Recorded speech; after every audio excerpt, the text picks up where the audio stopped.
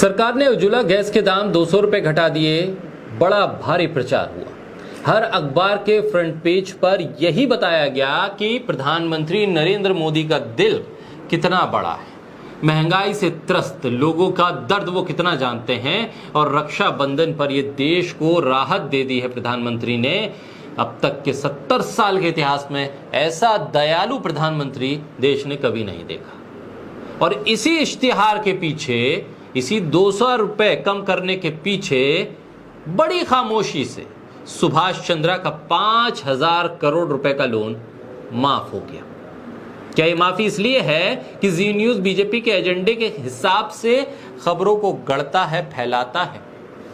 सवाल तो ये भी है कि क्या एक आम आदमी के महज 50,000 रुपए के कर्ज का सेटलमेंट इसी तरह बैंक करेंगे जिस तरह से सुभाष चंद्रा को दिए गए लोन का पाई पाई का हिसाब हो गया?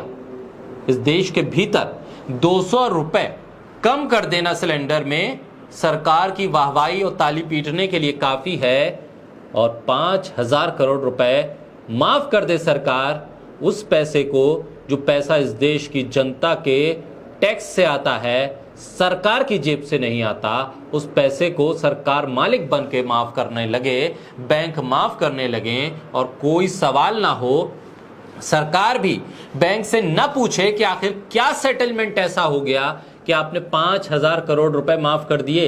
ये पैसा कौन भरेगा, ये पैसा कहां से आएगा, जो नुकसान हुआ है उसकी भरपाई कौन करेगा, ये सवाल गुमशुदा हो गए। बोलता हिंदुस्तान पर मैं हूं आपके साथ मिर्जा शाकिर अली। आम आदमी बैंक से अगर 50,000 का कर्ज ले ले तो क्या सेटलमेंट इसी तरह से करेंगे बैंक? इसे लूट नहीं कही जाएगी तो और क्या कहा जाएगा? प्रधानमंत्री मोदी के नेतृत्व में देश के उनके करीबी अरबपति दोस्तों के पिछले 9 साल में जो ऐतिहासिक माफी हुई है, लोन माफ हुए हैं, ये ऐतिहासिक लूट नहीं तो और क्या है? लूट जनता के पैसे की है और इसमें जरिया बैंक है।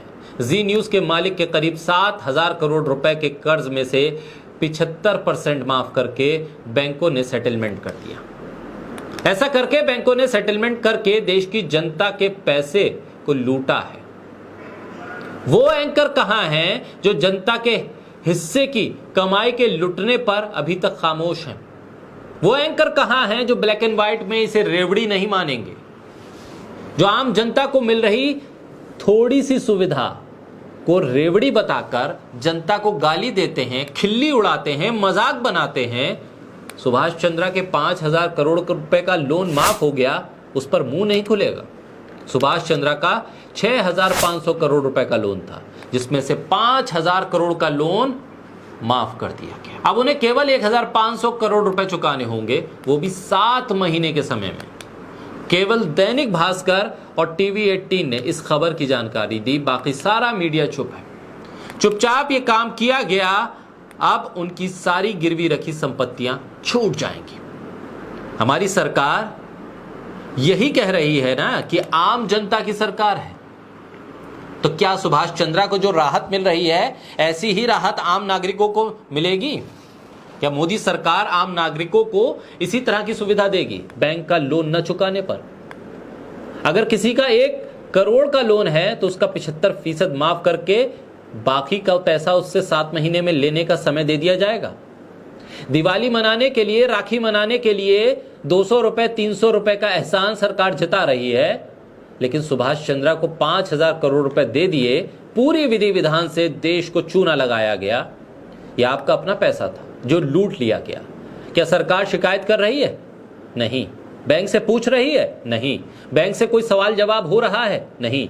गोदी मीडिया पूछ रहा है कि आखिर 5,000 करोड़ रुपया कैसे आपने माफ कर दिया? नहीं, क्योंकि ये सभी हिस्सेदार हैं, भागीदार हैं। सरकार में जो कुछ हो रहा है, सुभाष चंद्रा अपने टीवी चैनल पर सरकार की और बीजेपी की बढ़ाई करेंगे। राजनीतिक समर्थक हैं और सरकारी खजाने से पैसा टीवी चैनल के खातों की किताबों में विज्ञापन और राजस्व के जरिए से उड़ाया जा सकता है। और जो ये पैसा है, ये वापस सत्ताधारी पार्टी को चुनावी बॉन्ड, विज्ञापन या फिर पब्लिसिटी के तौर पर खबरों में मैनिपुलेशन के जरिए, सरकार की ब्रांडिंग के जरिए, प्रधानमंत्री की ब्रांडिंग के जरिए वापस मिल जाएगा। आपको और हमें क्या मिलेगा, इस सवाल का जवाब जरूर खोजने की कोशिश कीजिएगा।